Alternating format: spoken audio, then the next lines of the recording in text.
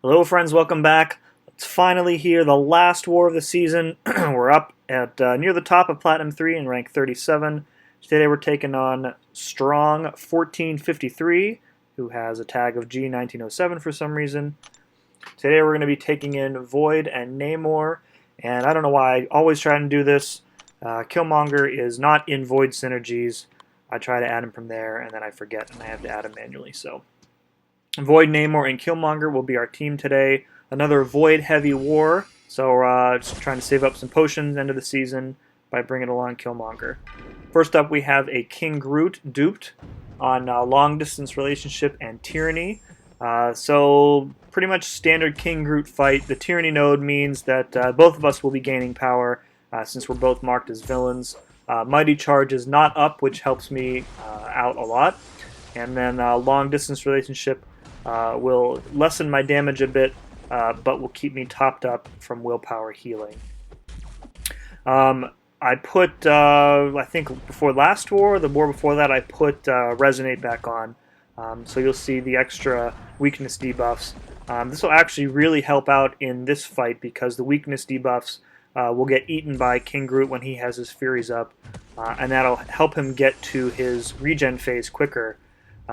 Which is beneficial for me both because you can safely parry stun him when he's regenerating, and because the more often he is regenerating, the more frequently he will have his healing reversed once I get those petrifies up. So you can see we're doing a really good job here of staying topped off. If I had taken a few hits, I probably would have done the armor break heal trick with King Groot, but you know, don't fix what's not broken. You got that nice pretty yellow bar still, and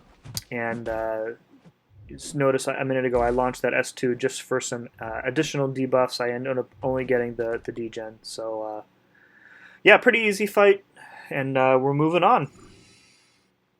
Alright, next up we have a Miles on long distance relationships, special lock 1, and the buffet link is active. Now, normally I would take in Venom for a fight like this against a Spider-Man champ. However, I really wanted some healing with Killmonger for Void.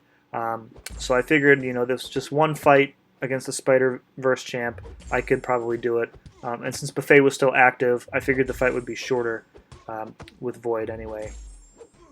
So you notice here I am pretty much trying to only hit him when he's stunned so that I don't trigger his evade. And I'm also not really using special attacks either. That's because, you know, eventually he's going to run out of evade charges if he happens to evade from the node. So the opponents are running dodge, so he has a chance to evade on top of his normal chance. The good thing is that if the global evade triggers, he still loses an evade charge. So see there, caught me on the initial medium. I got a little too greedy, and he tagged me. But I've got the SP Lock 1 up for healing, and I've got extra willpower healing from the weakness debuffs from the node. So, you know, it's pretty much just playing it safe. Not going to be in danger of timing out here. And I've got the Petrifies up, so Buffet is not an issue. So really just, you know, parry 4 hits, or 3 hits, and then back off. And that is a pretty easy way to avoid getting evaded by Miles. Yeah, not much else to say about this fight other than it's over. Alright, moving on, we're up on Mini Boss Island. We're going to take the left mini today. It is an unduped thing, 455 on, this is Aggression Fury, an Enhanced Fury. So the most important thing when you're fighting Thing, most important thing, is to be aware of whatever champion you're going in with. If you are planning on using special attacks, you need to be aware of how many hits those special attacks are, so that you can properly play around his rock stack. So Void is a little bit easy in this regard. His special 1, which is pretty much what you're going to want to do, is 2 hits. His special 2 is also 2 hits. So if I'm ready to fire a special, I cannot take him above 13 rock stacks before I fire it off. That way, fire it off, and then he'll be, you know, above bar power, and can eliminate those stacks with his special attack. So The protection that he's missing from his dupe, not really applicable in this fight. Void doesn't do a lot of critical damage, no big hits really, so it's a slow burn. So pretty easy fight. Yellow bar, happy with that. All right, we're moving up to the top here. So all the alliance all of my battle group is funneling through this top left section here again for this war, since we're pretty much locked into Platinum 3. So I'll be doing the next 3 fights, just using a couple small boosts. Last war of the season, want to have a good showing. Yeah, so small health, attack, and champion boosts, and I think I do another advanced power boost since this is a domino, just to get an extra debuff up on her right away. And I'm pretty sure this person is also running suicide, so I'll have an extra amount of degen going throughout the fight as well. Yeah, so she ate the bleed debuff right away from her abilities. And then she's still got the poison, so she also has recoil, which is great. So this is really just a matter of, don't trigger her evade and get screwed by it, is the name of this fight. Survive long enough for the degen to do her in, as is typical. Push her to 2 bars of power when you can, and then don't fire off your special one when you are unlucky, because there's a really good chance that the debuff is not going to stick. So we've got the petrifies up already, but it really doesn't matter. Between recoil and the extra degen from suicides, this domino really didn't have much of a chance. So, all right, next up is an interesting placement. It's a Black Panther Civil War up on recovery and buffet and indomitable. Just taking the safe route here and going in with void. Namor could probably do this fight, just as easily, but I don't really know. I just felt like using void, I guess. So can't reverse the healing, obviously, because of indomitable, but we can prevent it. You can see he's already heal blocked 15 seconds into the fight, thanks to the suicide masteries that he's got, plus my petrified debuff. So the only danger when you're fighting Black Panther is, of course, when you want to dex and you accidentally parry him.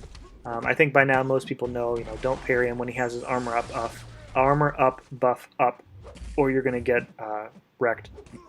However, I have found many times that it's easy to slip up and accidentally parry when you're dexing, so that's really what you got to watch out for here.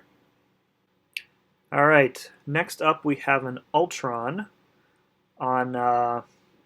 what is it? This is the buffet best defense empowered immunity node. Really, I only have to pay attention to best defense here, since Ultron has a natural evade every 7 seconds, supposedly. Empowered immunity I don't really care about. So again, playing it safe here, really only doing 4 hits. I got messed up by an evade and countered there, so it took a bit of damage. Not a huge problem. So parry 4 hits, get in the specials when you can. The anti-evade debuff will help, but thanks to the node, the best defense node, his evade ability accuracy has been increased. So I think even with the 2 anti-evade debuffs that I have up now, he still has a chance to evade. And you can see right there he evaded with it up. So I think if you have Fear of the Void plus the 2 debuffs up, it'll shut it down completely, but he's not going to survive that long. So, and this is a stunnable Ultron, so I don't have to worry about his self-repair. Just get in a parry when you can, and down he goes. Easy peasy lemon squeezy.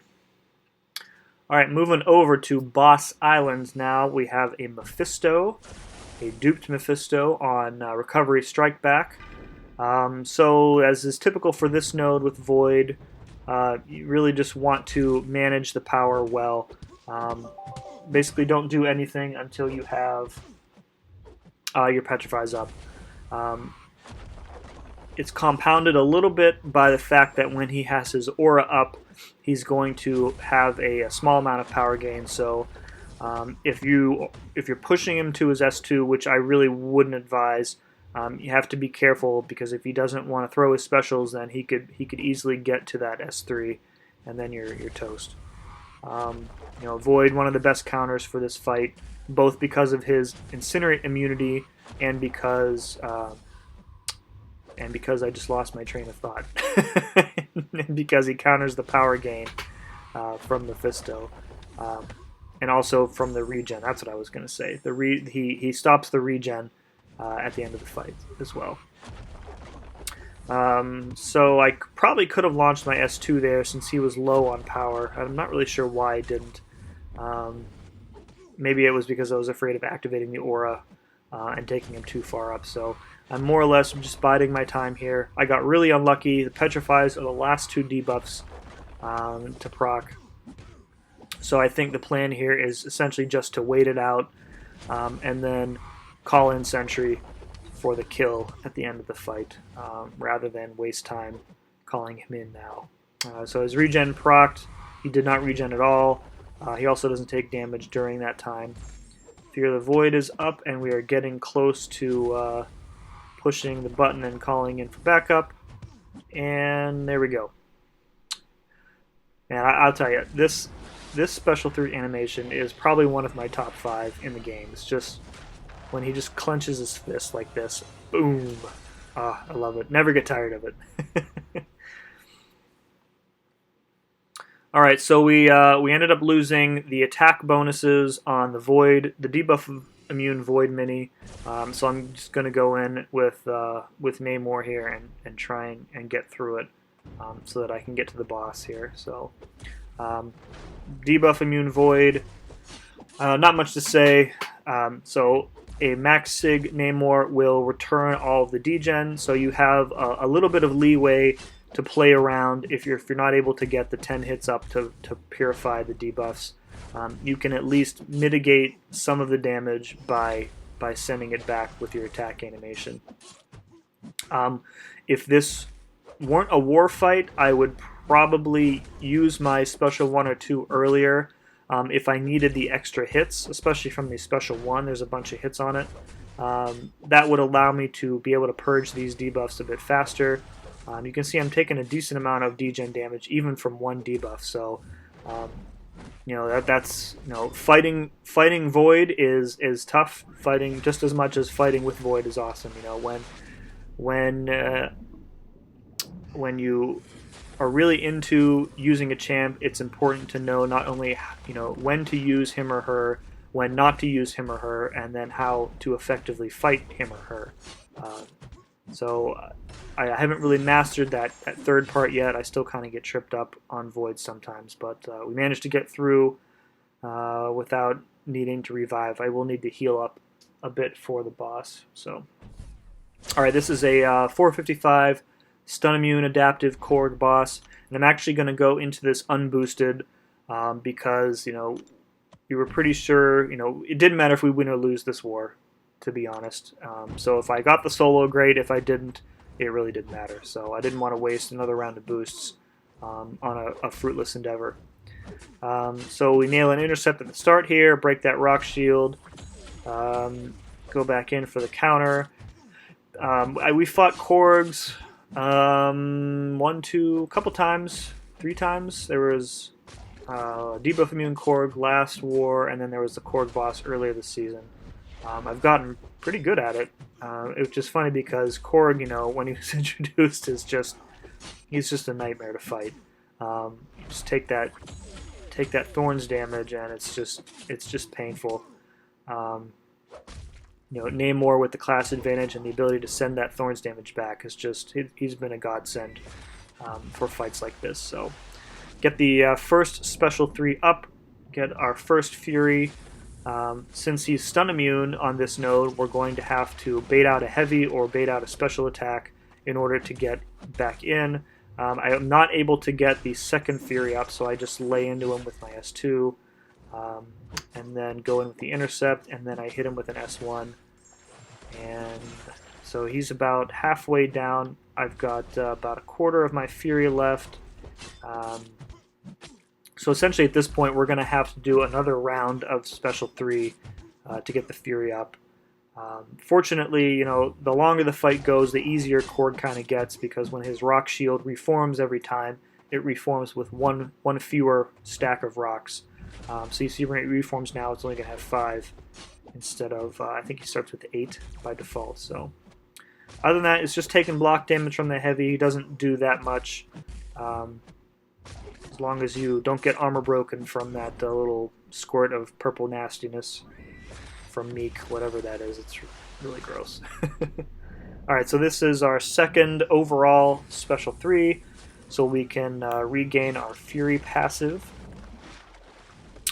And we are not really that close, but I was mindful of the time here, and I figured, I wanted the Fury up for the maximum amount of time rather than trying and nuke him down with 2 Furies. So we do manage to get a second Fury up anyway, so we'll have a limited amount of time where both of them will overlap, and then we'll have the second Fury up for the remainder of the fight, or however long he survives. So one more special 2 should do it, and down he goes. Pretty good fight. 18 seconds to spare, unboosted. Very happy. Would not have been able to do that with a 565 Korg for sure. So. And that brings us to the end of the war and the end of the season. I am going to do a rewards video this season. So this is just the stats for this war. 1 potion, pretty good. No deaths, very good. And we finished with an 8-4 record, which is, I think, what we finished. Well, last year it would have been different because we missed a war. But so 8-4, very happy with that record. I think our finish this season is going to be the highest it's ever been. For this alliance, so I'm very happy to be a part of the fellas here at Rogue Tech, and I came into this and last season expecting war to be a complete crap show, and it's had its moments for sure, but I think overall I've grown to kind of enjoy the new map. I really like the strategy of skipping entire sections of the map when you need to. I think that's saved us a lot of items.